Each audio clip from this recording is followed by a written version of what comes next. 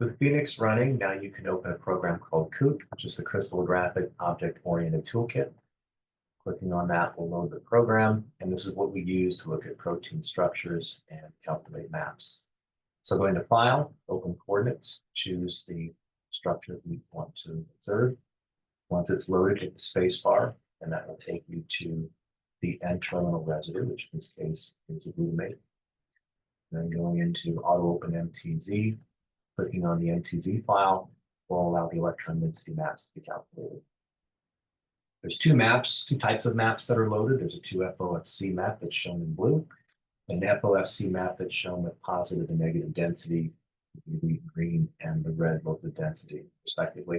I'm going to turn that off. The resolution of the structure is very high, so it's pretty easy to interpret what the amino acid residues are. But in examples where the protein structure is not complete or the maps aren't very good, often both maps are useful for helping build structure. But for now, we're going to turn off the other one just so the display doesn't look so messy. So click on Display Manager, and then just choose to toggle off the second map, which is the FOFC. Hit OK. Small it up with blue. So we can tell that there is electron density in the direction of the N-terminus, but there's nothing built in yet. So COOT can help you fill in those residues in the model. We look toward the C-terminus, we can see other residues like a leucine residue, residue. So it's pretty clearly built already in that direction. So we're going to add to the N-terminus. So the way this is done, you click on Add Terminal Residue. COOT will automatically install the next one. Now, by default, it always chooses alanine as the residue that's added.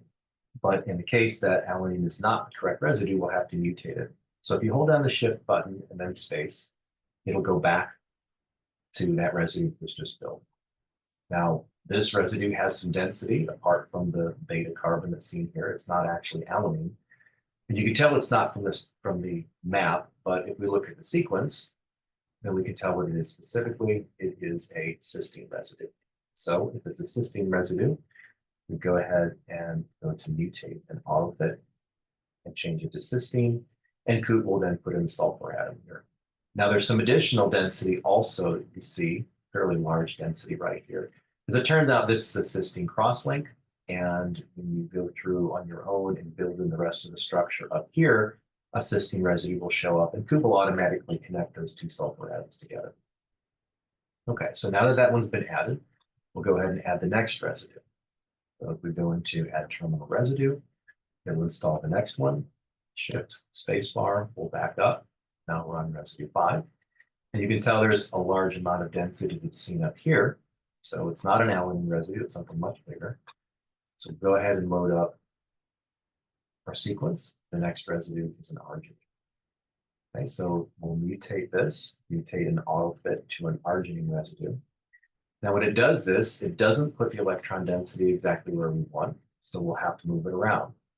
You can do that by going into Refine, and there's some options. You can refine a sphere, which is an area, several residues, or whatever is within a certain range. We're going to go down to RSR, single residue.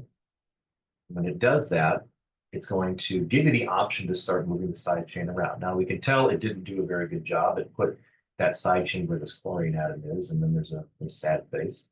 So we want to fix that. You can just grab the atoms and drag them over to where you think they should go. And since we have a pretty good idea, you can do this manually. Now, it's not going to get it right every time. You just have to keep playing with the atoms and adjust them until they get into the right spot. Okay, and then once they are all lined up, you can tell our guanidino group now has been lined into density. We don't have any atoms that are sticking out. They've all been placed correctly. Once we're happy with the orientation of that side chain, go ahead and hit accept, and then we can move on to the next residue. So add terminal residue again, and this will add another residue to the chain. If we take a look at it, we'll notice it doesn't look like there's much density here at all. So you can probably guess what that might be, but if you're not sure, check the sequence again. And we have lysine residue. Lysine residue side chains with the hydrogen. So because of that, pretty simple. We'll hit mutate autofit, and we'll change this to lysine. That will just remove the beta carbon. Add one more terminal residue here. also fits into the density. So for this residue, looking at the side chain, you can tell there's a large ring structure. So it's pretty obvious what this one is. But if you're not sure, check the sequencing link and it tells us it's phenylalanine residue. So you can tell it's an aromatic ring. It's not tyrosine because we don't see a hydroxyl group over here. So we're going to go ahead and do the mutate and autofit function, change it to phenylalanine. And again, the residue is not positioned properly, but we can tell where it needs to go. So we're going to refine single residue. And this time, looks like it put the residue in the correct orientation right away. So we don't have to do anything else but accept it. Have the terminal residue.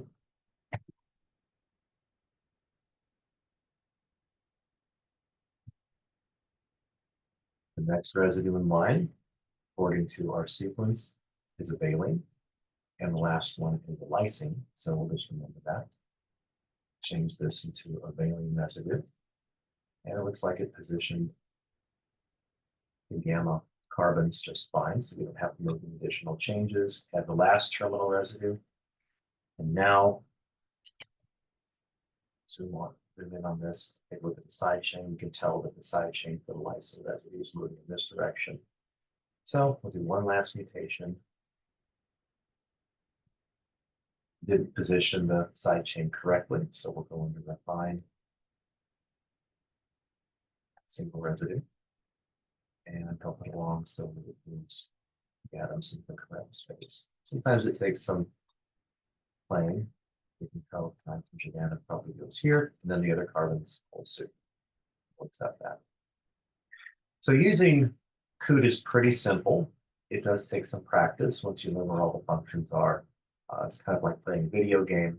It has some features that make fitting into the density a little bit easier than having to move each atom individually. It's able to recognize where the density is and fit things properly.